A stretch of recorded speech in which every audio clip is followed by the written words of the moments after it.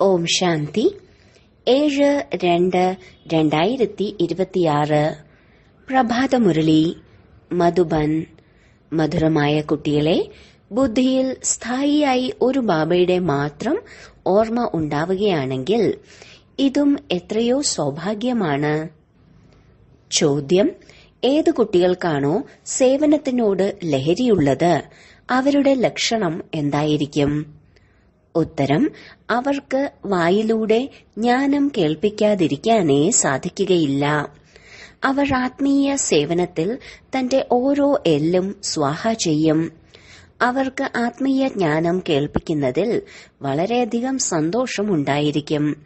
സന്തോഷത്തിൽ തന്നെ നൃത്തം ചെയ്തുകൊണ്ടിരിക്കും.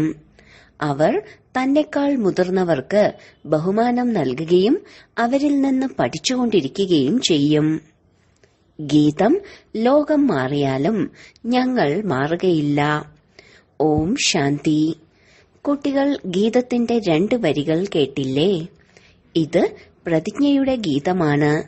ആരുടെയെങ്കിലും വിവാഹ നിശ്ചയം നടത്തുമ്പോൾ ഈ പ്രതിജ്ഞയാണ് ചെയ്യുന്നത്. സ്ത്രീ പുരുഷന്മാർ ഒരിക്കലും പരസ്പരം ഉപേക്ഷിക്കുകയില്ല. പരസ്പരം ചേരുന്നില്ലെങ്കിൽ ഉപേക്ഷിക്കാറുമുണ്ട്. ഇവിടെ നിങ്ങൾ ആരോടാണ് പ്രതിജ്ഞ ചെയ്തിരിക്കുന്നത്? ഈശ്വരനോടൊപ്പം. ബാബയോടൊപ്പം നിങ്ങൾ കുട്ടികളുടെ പ്രിയതമകളുടെ വിവാഹ നിശ്ചയം നടന്നിരിക്കുകയാണ്. പക്ഷെ ഇങ്ങനെ ആരാണോ വിശ്വത്തിന്റെ അധികാരിയാക്കി മാറ്റിയത് അവരെ തന്നെ ഉപേക്ഷിക്കുകയാണ്. ഇവിടെ നിങ്ങൾ കുട്ടികൾ ഇരിക്കുന്നുണ്ട്. നിങ്ങൾക്കറിയാം, ഇപ്പോൾ പരിധിയില്ലാത്ത ബാബ വന്നു കഴിഞ്ഞു. ഇവിടെ ഇരിക്കുമ്പോഴുള്ള നിങ്ങളുടെ അവസ്ഥ പുറത്തുള്ള സെന്ററിൽ ഉണ്ടായിരിക്കുകയില്ല. ഇവിടെ നിങ്ങൾ ബാബ്ദാദ വന്നു കഴിഞ്ഞു എന്ന് മനസ്സിലാക്കുന്നുണ്ട്. ബാബ പറഞ്ഞിട്ടുള്ള മുരളി വന്നു എന്ന് പുറമേ സെന്ററിലുള്ളവർ മനസ്സിലാക്കും. ഇവിടെയും അവിടെയും തമ്മിൽ വളരെയധികം വ്യത്യാസമുണ്ട്. കാരണം ഇവിടെ പരിധിയില്ലാത്ത ബാബ്ദാദയുടെ സന്മുഖത്താണ് നിങ്ങൾ ഇരിക്കുന്നത്. അവിടെയാണെങ്കിൽ സന്മുഖമാകുന്നില്ല. സന്മുഖത്ത് പോയി മുരളി കേൾക്കണമെന്ന് ആഗ്രഹമുണ്ട്. ഇവിടെ ബാബ വന്നു കഴിഞ്ഞു എന്ന് കുട്ടികളുടെ ബുദ്ധിയിലുണ്ട്. എങ്ങനെയാണോ മറ്റുള്ള സത്സംഗത്തിൽ അവർ മനസ്സിലാക്കും ഇന്ന സ്വാമി വരുമെന്ന്. എന്നാൽ ഈ ചിന്തയും എല്ലാവർക്കും ഏകരസമായിരിക്കുകയില്ല. പലരുടെയും ബുദ്ധിയോഗം മറ്റേതെങ്കിലും വശത്തേക്ക് അലഞ്ഞുകൊണ്ടിരിക്കും. ചിലർക്ക് പതിയുടെ ഓർമ്മ വരും, ചിലർക്ക് സംബന്ധികളുടെ ഓർമ്മ വരും. ബുദ്ധിയോഗം ഒരു ഗുരുവിനോടൊപ്പം വെക്കുകയില്ല. സ്വാമിയുടെ ഓർമ്മയിലിരിക്കുന്നവർ വളരെ വിരളം പേരെ ഉണ്ടാവുകയുള്ളൂ. ഇവിടെയും അതുപോലെ തന്നെയാണ്. എല്ലാവരും ശിവബാബയുടെ ഓർമ്മയിൽ തന്നെയാണ് ഇരിക്കുന്നത് എന്നല്ല. ബുദ്ധി അവിടേക്കും ഇവിടേക്കും ഓടിക്കൊണ്ടിരിക്കും. മിത്രസംബന്ധി മുതലായവരുടെ ഓർമ്മ വരും. മുഴുവൻ സമയവും ഒരു ശിവബാബയുടെ ഓർമ്മയിൽ ഇരിക്കുമെങ്കിൽ അഹോ സൗഭാഗ്യം. വളരെ വിരളം പേരെ സ്ഥായിയായ ഓർമ്മയിൽ ഇരിക്കുകയുള്ളൂ. ഇവിടെ ബാബയുടെ സന്മുഖത്തിരിക്കുന്നതിലൂടെ വളരെയധികം സന്തോഷം ഉണ്ടായിരിക്കണം. അതീന്ദ്രിയ സുഖം ഗോപി വല്ലഭന്റെ ഗോപഗോപികമാരോട് ചോദിക്കൂ. ഇത് ഇവിടത്തെ മഹിമയാണ്. ഇവിടെ നിങ്ങൾ ബാബയുടെ ഓർമ്മയിലാണ് ഇരിക്കുന്നത്. നിങ്ങൾക്കറിയാം, ഇപ്പോൾ നിങ്ങൾ ഈശ്വരന്റെ മടിത്തട്ടിലാണ്. പിന്നീട് ദൈവിക മടിത്തട്ടിലേതായിരിക്കും. ചിലരുടെ ബുദ്ധിയിൽ സേവനത്തിന്റെ ചിന്തകൾ നടന്നുകൊണ്ടിരിക്കും. ഈ ചിത്രത്തിൽ ഈ മാറ്റം വരുത്തണം, ഇങ്ങനെ എഴുതണം. എന്നാൽ നല്ല കുട്ടികൾ ആരാണോ അവർ മനസ്സിലാക്കും ഇപ്പോൾ ബാബയിൽ നിന്നും കേൾക്കണം. അവർ മറ്റൊരു സങ്കല്പവും വരാൻ അനുവദിക്കുകയില്ല. ബാബ ജ്ഞാനരത്നങ്ങളാൽ സഞ്ചി നിറച്ചു തരാൻ വന്നിരിക്കുകയാണ്. അതിനാൽ ബാബയുമായി തന്നെ ബുദ്ധിയോഗം വെക്കണം. ധാരണ ചെയ്യുന്നത് നമ്പർ വൈസായി തന്നെ ആയിരിക്കും. ചിലർ നല്ല രീതിയിൽ കേട്ട് ധാരണ ചെയ്യുന്നു, ചിലർ കുറച്ച് ധാരണ ചെയ്യുന്നു. ബുദ്ധിയോഗം മറ്റു പല ഭാഗങ്ങളിലേക്കും ഓടിക്കൊണ്ടിരിക്കുകയാണെങ്കിൽ ധാരണ ഉണ്ടാവുകയില്ല. അപക്വമായി തന്നെ ഇരിക്കും. ഒന്നോ രണ്ടോ പ്രാവശ്യം മുരളി കേട്ടു ധാരണ ഉണ്ടാകുന്നില്ല എങ്കിൽ പിന്നെ ആ സ്വഭാവം പക്കായാകും. പിന്നെ എത്ര തന്നെ കേട്ടിരുന്നാലും ധാരണ ഉണ്ടാവുകയില്ല. മറ്റൊരാളെ കേൾപ്പിക്കാനും സാധിക്കുകയില്ല. ആർക്കാണോ ധാരണ ഉണ്ടാകുന്നത് അവർക്ക് പിന്നീട് സേവനത്തിനോടുള്ള ലഹരിയും ഉണ്ടാകും. സന്തോഷമുണ്ടായിരിക്കും. പോയി ധനം ദാനം ചെയ്യണമെന്ന് ചിന്തിക്കും.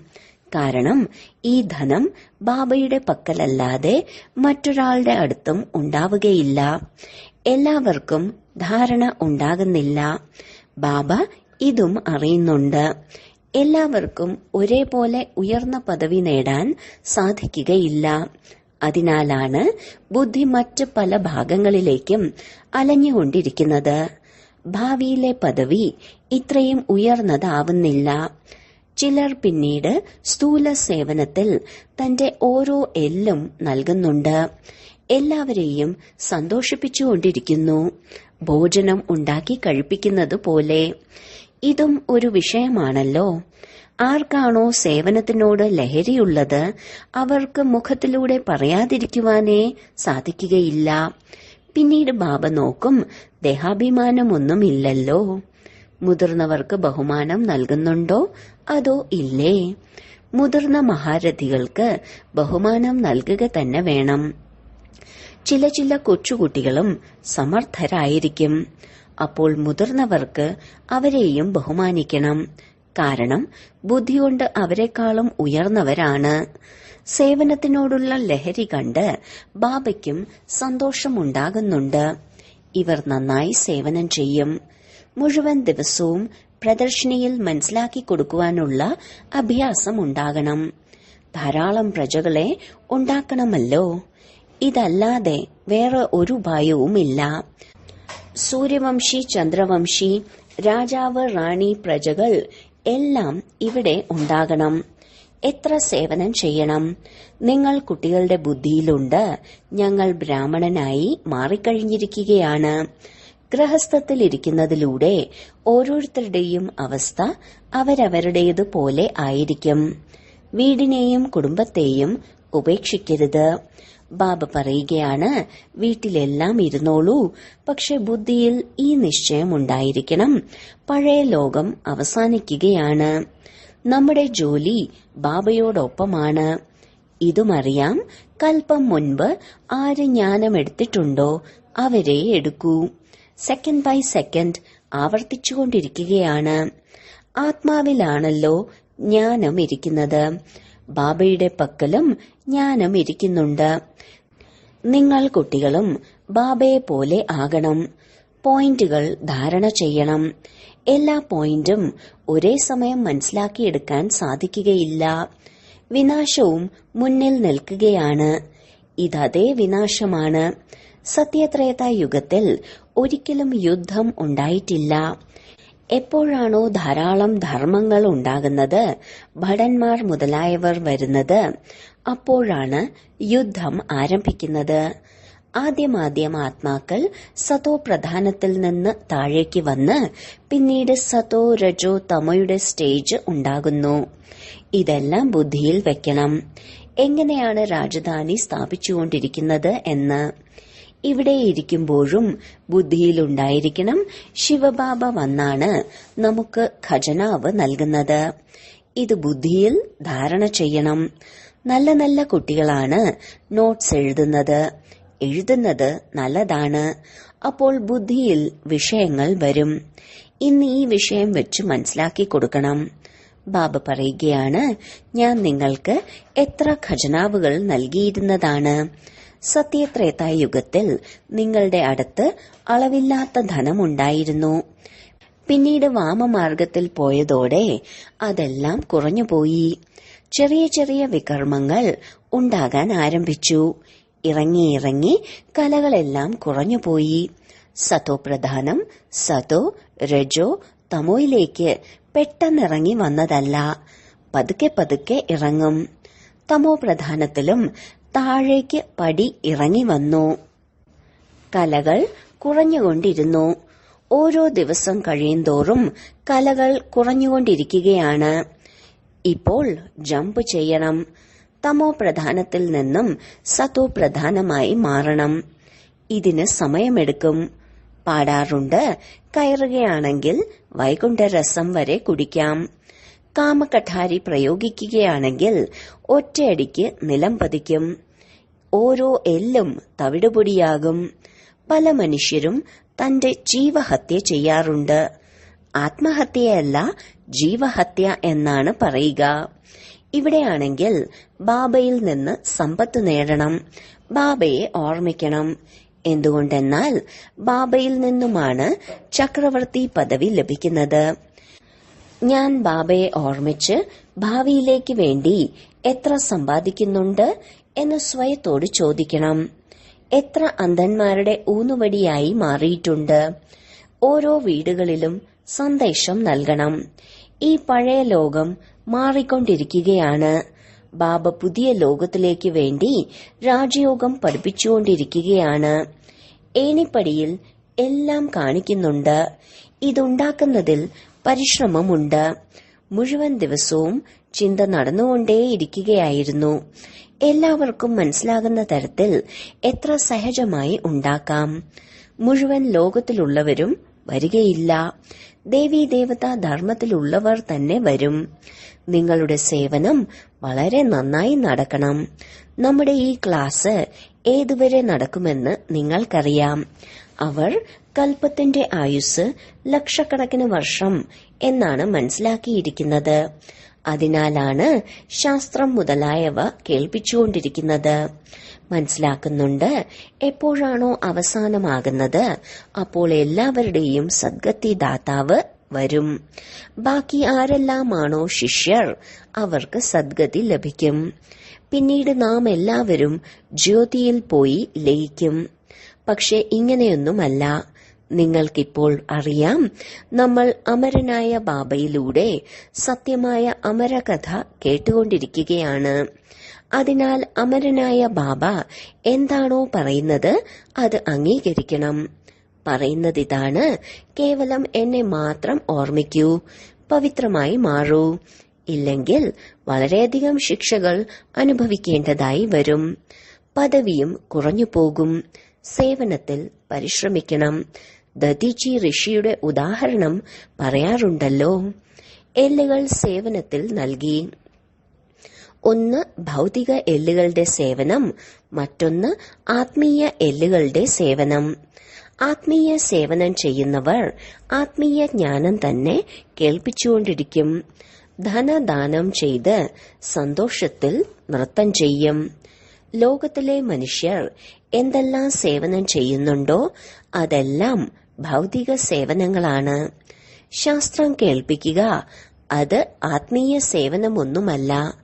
കേവലം ബാബ തന്നെയാണ് ആത്മീയ സേവനം പഠിപ്പിക്കുന്നത്. ആത്മീയ അച്ഛൻ വന്ന് ആത്മീയ കുട്ടികൾക്ക് പഠിപ്പിക്കുകയാണ്. നിങ്ങൾ കുട്ടികൾ ഇപ്പോൾ സത്യുഗി പുതിയ ലോകത്തിലേക്ക് പോകുന്നതിന് വേണ്ടി തയ്യാറെടുത്തുകൊണ്ടിരിക്കുകയാണ്. അവിടെ നിങ്ങളിൽ നിന്ന് ഒരു വികർമ്മവും ഉണ്ടാവുകയില്ല. അത് രാമരാജ്യമാണ്. അവിടെ വളരെ കുറച്ചുപേരേ ഉണ്ടാവുകയുള്ളൂ. ഇപ്പോൾ രാവണ രാജ്യത്തിൽ എല്ലാവരും ദുഃഖികളാണല്ലോ. നമ്പർ വൈസ് പുരുഷാർത്ഥമനുസരിച്ച് മുഴുവൻ ജ്ഞാനവും നിങ്ങളുടെ ബുദ്ധിയിലുണ്ട്. ഈ ഏണിപ്പടിയുടെ ചിത്രത്തിൽ തന്നെ മുഴുവൻ ജ്ഞാനവും വരുന്നുണ്ട്. ബാബ പറയുകയാണ്, അന്തിമ ജന്മത്തിൽ പവിത്രമായി മാറുകയാണെങ്കിൽ പവിത്ര ലോകത്തിന്റെ അധികാരിയായി മാറും. നിങ്ങൾ ഇങ്ങനെ മനസ്സിലാക്കി കൊടുക്കണം. അതിലൂടെ മനുഷ്യർക്കറിയാൻ സാധിക്കണം, നമ്മൾ സതോ പ്രധാനത്തിൽ നിന്നും തമോ പ്രധാനമായി മാറി. പിന്നെ ഓർമ്മയുടെ യാത്രയിലൂടെ തന്നെ സതോ പ്രധാനമായി മാറണം. ഇത് കാണുമ്പോൾ അവരുടെ ബുദ്ധി പറയും, ഈ ജ്ഞാനം മറ്റാരുടെ പക്കലും ഇല്ല. അവർ പറയും, ഈ ഏണിപ്പടിയിൽ മറ്റുള്ള ധർമ്മങ്ങളുടെ കാര്യം എവിടെയാണ്? അത് സൃഷ്ടി ചക്രത്തിന്റെ ചിത്രത്തിൽ കാണിച്ചിട്ടുണ്ടല്ലോ. ബാബയും ഭാരതത്തിൽ വന്നാണ് രാജയോഗം പഠിപ്പിക്കുന്നത്. അതിനാൽ ഭാരതത്തിലെ രാജയോഗം എല്ലാവരും ആഗ്രഹിക്കുന്നു. ഈ ചിത്രങ്ങളിലൂടെ അവർക്ക് സ്വയം മനസ്സിലാക്കിയെടുക്കാൻ സാധിക്കും. അതായത് പുതിയ ലോകത്തിൽ കേവലം ഭാരതം തന്നെയായിരുന്നു. തന്റെ ധർമ്മത്തെയും മനസ്സിലാക്കും. ഈ സമയം എല്ലാവരും തമോപ്രധാനമാണ്. ഇത് രചനയുടെയും രചയിതാവിന്റെയും എത്ര വലിയ ജ്ഞാനമാണ്. നിങ്ങൾക്ക് പറയാൻ സാധിക്കും, ഞങ്ങൾക്ക് ഒരാളുടെയും പൈസയുടെ ആവശ്യമില്ല. പൈസ കൊണ്ട് നമ്മൾ എന്ത് ചെയ്യും? നിങ്ങൾ കേൾക്കൂ, മറ്റുള്ളവരെയും കേൾപ്പിക്കൂ. ചിത്രങ്ങൾ മുതലായവ അച്ചടിക്കൂ. ഈ ചിത്രങ്ങൾ പ്രയോജനപ്പെടുത്തണം. ഹാൾ ഉണ്ടാക്കൂ. അവിടെ ഈ ജ്ഞാനം കേൾപ്പിക്കാമല്ലോ. ബാക്കി പൈസ എടുത്ത് ഞങ്ങൾ എന്ത് ചെയ്യും? നിങ്ങളുടെ വീടിന്റെ തന്നെ മംഗളമാണ് ഉണ്ടാകുന്നത്. നിങ്ങൾ കേവലം ഏർപ്പാട് നടത്തിക്കോളൂ. ധാരാളം പേർ വന്നു പറയും, രചനയുടെയും രചയിതാവിന്റെയും ജ്ഞാനം വളരെ നല്ലതാണ്. ഇത് മനുഷ്യർക്ക് തന്നെയാണ് മനസ്സിലാവുക. വിദേശത്തുള്ളവരും ഈ ജ്ഞാനം വളരെയധികം ഇഷ്ടപ്പെടും, വളരെയധികം സന്തോഷിക്കും. അവർ മനസ്സിലാക്കും, ഞങ്ങളും ബാബയോടൊപ്പം യോഗം വെക്കുകയാണെങ്കിൽ വികർമ്മം വിനാശമാകും. എല്ലാവർക്കും ബാബയുടെ പരിചയം നൽകണം. അപ്പോൾ മനസ്സിലാക്കും, ഈ ജ്ഞാനം ഗോഡ് ഫാദറിനല്ലാതെ മറ്റാർക്കും മനസ്സിലാക്കി തരാൻ സാധിക്കുകയില്ല. ഭഗവാനാണ് സ്വർഗം സ്ഥാപിച്ചതെന്ന് പറയാറുണ്ട്. പക്ഷെ എങ്ങനെയാണ് വരുന്നത്? ഇതാർക്കും അറിയുകയില്ല. നിങ്ങളുടെ കാര്യങ്ങൾ കേട്ട് സന്തോഷിക്കും. പിന്നീട് പുരുഷാർത്ഥം ചെയ്ത് യോഗം പഠിക്കും. തമോ പ്രധാനത്തിൽ നിന്നും സതോ പ്രധാനമായി മാറുന്നതിനു വേണ്ടി പുരുഷാർത്ഥം ചെയ്യും. സേവനത്തിനു വേണ്ടിയുള്ള ചിന്ത വളരെയധികം ഉണ്ടായിരിക്കണം. ഭാരതത്തിൽ ഈ വിദ്യ കാണിച്ചാൽ പിന്നീട് പുറത്തേക്കും സേവനത്തിനു വേണ്ടി അയക്കും. ഈ ദൗത്യം പോകും. ഇപ്പോൾ സമയമുണ്ടല്ലോ. പുതിയ ലോകമുണ്ടാകാൻ അധികം സമയം എടുക്കുകയില്ല. എവിടെയെങ്കിലും ഭൂകമ്പം മുതലായവ ഉണ്ടാവുകയാണെങ്കിൽ 2-3 വർഷത്തിനുള്ളിൽ തന്നെ പുതിയ കെട്ടിടങ്ങൾ ഉണ്ടാക്കും. ജോലിക്കാർ ധാരാളമുണ്ട്. സാധനങ്ങൾ തയ്യാറാണെങ്കിൽ പിന്നീട് ഉണ്ടാക്കാൻ അധികം വൈകില്ല. വിദേശത്ത് കെട്ടിടമുണ്ടാക്കുന്നത് എങ്ങനെയാണ്? മിനിറ്റ് യന്ത്രങ്ങൾ. അപ്പോൾ സ്വർഗത്തിലും എത്ര പെട്ടെന്ന് ഉണ്ടാകും. സ്വർണം, വെള്ളി മുതലായവ നിങ്ങൾക്ക് വളരെ ലഭിക്കും. ഖനികളിൽ നിന്നും നിങ്ങൾ സ്വർണം, വെള്ളി, വജ്രം എല്ലാം എടുത്തുവരും. വിദ്യ എല്ലാവരും അഭ്യസിച്ചുകൊണ്ടിരിക്കുകയല്ലേ? സയൻസിന്റെ എത്ര അഹങ്കാരമാണ് നടന്നുകൊണ്ടിരിക്കുന്നത്. ഈ സയൻസ് പിന്നീട് പുതിയ ലോകത്തിൽ പ്രയോജനത്തിലേക്ക് വരും. അവിടെ പഠിക്കുന്നവർ പിന്നീട് അവിടെ പുനർജന്മത്തിലേക്ക് വരുമ്പോൾ അത് പ്രയോജനത്തിൽ വരും. ആ സമയം മുഴുവൻ ലോകവും പുതിയതായിരിക്കും. രാവണ രാജ്യം അവസാനിക്കുകയും ചെയ്യും. 5 തത്വങ്ങളും നിയമാനുസരണം സേവനം ചെയ്തുകൊണ്ടിരിക്കും. സ്വർഗമായി മാറും. അവിടെ യാതൊരു പ്രകാരത്തിലുമുള്ള ഉപദ്രവവും ഉണ്ടാവുകയില്ല. രാവണ രാജ്യം തന്നെയില്ല. എല്ലാം സതോ പ്രധാനമായിരിക്കും. ഏറ്റവും നല്ല കാര്യം ഇതാണ്, നിങ്ങൾ കുട്ടികൾക്ക് ബാബയോട് വളരെയധികം സ്നേഹം ഉണ്ടായിരിക്കണം. ബാബ ഖജനാവാണ് നൽകുന്നത്. അത് ധാരണ ചെയ്ത് മറ്റുള്ളവർക്കും ദാനം ചെയ്യണം. എത്രത്തോളം ദാനം ചെയ്യുന്നുവോ അത്രത്തോളം വർദ്ധിച്ചുകൊണ്ടിരിക്കും. സേവനമേ ചെയ്യുന്നില്ലെങ്കിൽ പിന്നെ എങ്ങനെ ധാരണയുണ്ടാകും? സേവനത്തിൽ ബുദ്ധി പ്രവർത്തിക്കണം. സേവനം വളരെയധികമുണ്ട്. ദിനം പ്രതിദിനം ഉന്നതി നേടിക്കൊണ്ടിരിക്കണം. തന്റെയും ഉന്നതി ഉണ്ടാകണം. ശരി, വളരെ കാലത്തെ വേർപാടിന് ശേഷം തിരികെ കിട്ടിയ മധുരമായ സന്താനങ്ങൾക്ക് മാതാവും പിതാവുമായ ബാപ്ദാദയുടെ സ്നേഹസ്മരണകളും പുലർക്കാല വന്ദനവും. ആത്മീയ പിതാവിന്റെ ആത്മീയ കുട്ടികൾക്ക് നമസ്കാരം. ധാരണയ്ക്കുള്ള മുഖ്യസാരം: 1. സദാ ആത്മീയ സേവനത്തിൽ താൽപര്യത്തോടുകൂടിയിരിക്കണം. ജ്ഞാനധനം ദാനം ചെയ്ത് സന്തോഷത്തിൽ നൃത്തം ചെയ്യണം. സ്വയം ധാരണ ചെയ്ത് മറ്റുള്ളവരെയും ധാരണ ചെയ്യിപ്പിക്കണം. 2. ബാബ ഏത് ജ്ഞാനത്തിന്റെ ഖജനാവാണോ നൽകിയിരിക്കുന്നത് അതിലൂടെ തന്റെ സഞ്ചി നിറയ്ക്കണം. നോട്ട്സ് എഴുതണം. പിന്നീട് വിഷയം വെച്ച് മനസ്സിലാക്കി കൊടുക്കണം. ജ്ഞാനധനം ദാനം ചെയ്യുന്നതിന് വേണ്ടി സന്തോഷത്തിലിരിക്കണം. വരദാനം: സത്യതയുടെ മഹാനതയിലൂടെ സദാ സന്തോഷത്തിന്റെ ഊഞ്ഞാലിലാടുന്ന അധികാര സ്വരൂപമായി ഭവിക്കട്ടെ. സത്യതയുടെ അധികാര സ്വരൂപമായ കുട്ടികളുടെ മഹിമയാണ് സത്യം ആനന്ദ നൃത്തം ചെയ്യും. സത്യത്തിന്റെ തോണി ഉലയും, എന്നാൽ മുങ്ങുകയില്ല. താങ്കളെയും ആര് എത്ര തന്നെ ഉലയ്ക്കാൻ ശ്രമിച്ചാലും, പക്ഷെ താങ്കൾ സത്യതയുടെ മഹാനതയിലൂടെ കൂടുതൽ സന്തോഷത്തിന്റെ ഊഞ്ഞാലിൽ ആടുന്നു. അവർ താങ്കളെ ഉലയ്ക്കുകയല്ല, എന്നാൽ ഊഞ്ഞാലിനെയാണ് ആട്ടുന്നത്. ഇത് ഉലയ്ക്കലല്ല, എന്നാൽ ആട്ടലാണ്. അതിനാൽ താങ്കൾ അവർക്ക് നന്ദി പറയൂ. താങ്കൾ ആട്ടിക്കോളൂ, ഞാൻ ബാബയോടൊപ്പം ആടിക്കോളാം. സ്ലോഗൻ: സർവശക്തികളുടെയും ലൈറ്റ് സദാ കൂടെ ഉണ്ടായിരിക്കട്ടെ, എങ്കിൽ മായയ്ക്ക് സമീപം വരാൻ സാധിക്കുകയില്ല. അവ്യക്ത സൂചന: ഏകതയുടെയും വിശ്വാസത്തിന്റെയും വിശേഷതയിലൂടെ സഫലതാ സമ്പന്നമായി ഭവിക്കട്ടെ. ഏകത, സ്വച്ഛത, സൂക്ഷ്മത, മധുരത, മനസ്സാ വാചാ കർമ്മണ മഹാനത. ഈ 5 കാര്യങ്ങൾ ഓരോരുത്തരുടെയും ഓരോ ചുവടിലും കാണപ്പെടട്ടെ, എങ്കിൽ ബാബയുടെ പ്രത്യക്ഷത സഹജമായി ഉണ്ടാകും. ഇപ്പോൾ വരെയും സംസ്കാരങ്ങളിൽ എന്ത് ഭിന്നത കാണപ്പെടുന്നുവോ അതിനെ ഏകതയിലേക്ക് കൊണ്ടുവരണം. ഏകതയ്ക്ക് വേണ്ടി പരസ്പരം അഭിപ്രായങ്ങൾക്ക് ആദരവ് കൊടുക്കൂ. ശരി ശരി പറഞ്ഞ് തന്റെ അഭിപ്രായങ്ങൾ തീർച്ചയായും നൽകൂ. പിന്നീട് ഏകതയുടെ ബന്ധനത്തിൽ ബന്ധിക്കപ്പെടൂ. ഈ ഏകതയാണ് സഫലതയുടെ മാർഗം. ഓം ശാന്തി.